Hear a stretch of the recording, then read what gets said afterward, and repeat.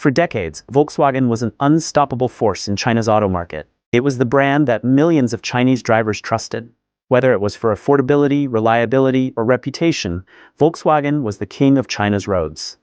By the mid-2010s, Volkswagen cars were everywhere in China, from bustling city centers to rural villages. The company sold more cars in China than in any other country, and for a time, it seemed like that dominance would last forever. Make sure you subscribe to our YouTube channel, with the bell notification turned on for more videos. But fast forward to today, and that dominance is cracking. Volkswagen's share of the Chinese market has plummeted, sliding from nearly 20% in 2020 to less than 15% in 2023. It's no longer the top choice for Chinese drivers. Instead, local brands like BYD and NIO are stealing the show, leaving Volkswagen scrambling to stay relevant. The fall of Volkswagen in China isn't just about bad luck or a slow quarter. It's a story of shifting consumer preferences, fierce competition, and missed opportunities. So how did Volkswagen go from ruling the roads of China to playing catch-up? The rise of Chinese automakers. To understand Volkswagen's fall, we need to look at how China's auto market has evolved over the past decade. In the early 2000s, Chinese automakers were seen as inferior to foreign brands. Their cars were often outdated, poorly made, and unappealing to most drivers.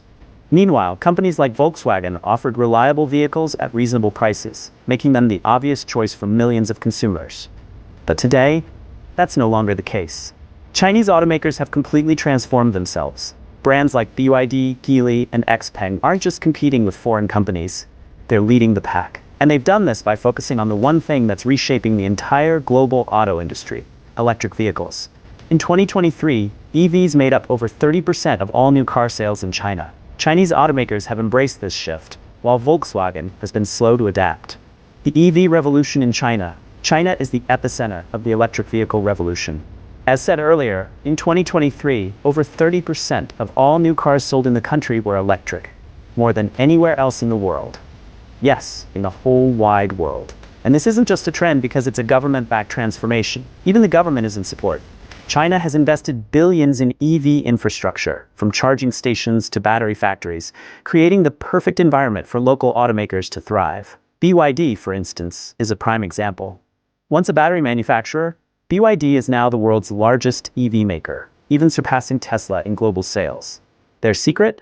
They've mastered the art of building affordable, feature-packed electric cars that appeal to China's growing middle class. Meanwhile, Volkswagen's EV strategy in China has been, well, underwhelming. The company launched its ID series of electric cars in 2020, hoping to compete with local brands.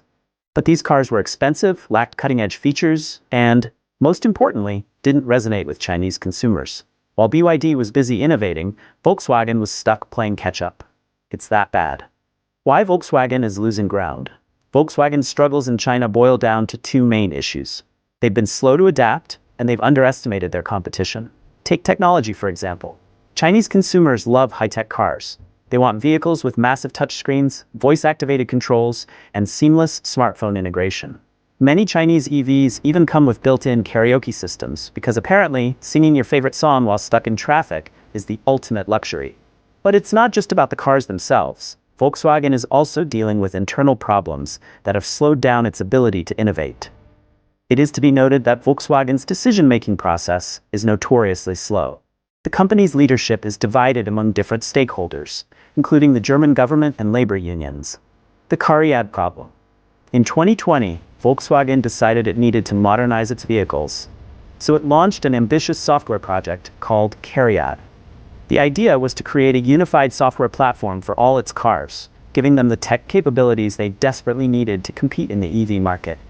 But CARIAD turned out to be a disaster. The project faced delay after delay, cost billions more than expected, and failed to deliver the results Volkswagen needed.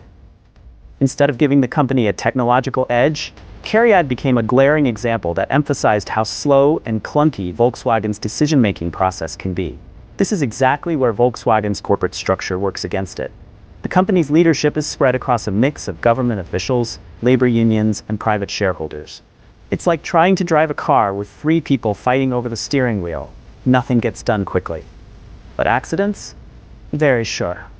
The Xinjiang controversy. Volkswagen's problems in China aren't just about its cars or its corporate structure. They're also about its reputation. In 2022, the company came under fire for its factory in Xinjiang, a region where the Chinese government has been accused of widespread human rights abuses, including the use of forced labor. Volkswagen initially defended its presence in Xinjiang, insisting that it wasn't involved in any unethical practices. But as international pressure grew, the company eventually sold its stake in the factory. Even so, the controversy left a stain on Volkswagen's reputation, both in China and abroad. For a company that relies heavily on its brand reputation, this was a major blow. The rise of local brands. While Volkswagen was dealing with its internal and reputational issues, Chinese automakers were thriving. Companies like BYD and Geely have benefited from significant government support, including subsidies for EV production and infrastructure. This has allowed them to scale up quickly and offer EVs at competitive prices. Volkswagen's struggles in China are part of a bigger trend. Foreign automakers are finding it harder and harder to compete in the Chinese market. Brands like General Motors, Ford, and Toyota are also losing market share as Chinese companies dominate the EV space. Why? Because Chinese automakers understand their audience. They're building cars specifically for the Chinese market, while many foreign companies are simply bringing their global models to China without adapting them to local preferences. Volkswagen, for instance, has relied on its legacy and reputation for too long. But in today's fast-moving auto industry, reputation isn't enough. You need to innovate, adapt, and connect with consumers. And that's exactly what Chinese brands are doing.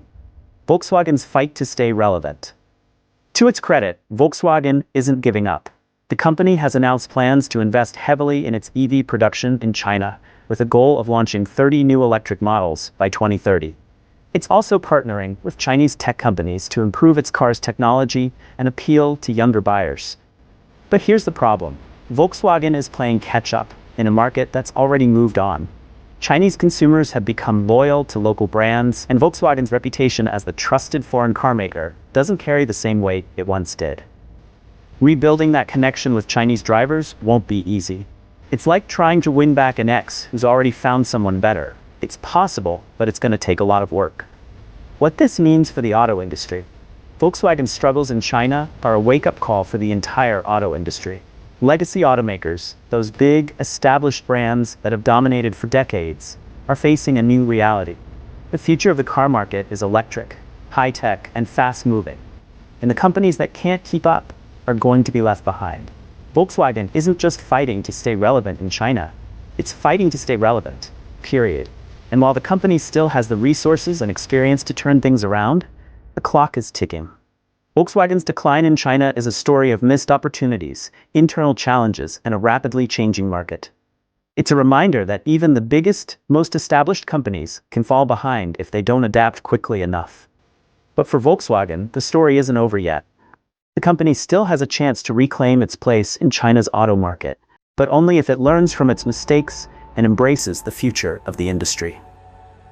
Thank you for watching until the very end. If you enjoyed this deep dive into Volkswagen's struggles in China, make sure to check out our other videos exploring the fascinating twists and turns of global industries. From electric vehicle revolutions to surprising corporate shakeups, we've got plenty more stories to keep you hooked. And hey, speaking of bizarre evolutions, China's already mastered the art of making cars, tech, and even karaoke in traffic a thing. So if we wake up tomorrow and they've perfected flying chopsticks or smart dumplings, we probably shouldn't be surprised. See you in the next one.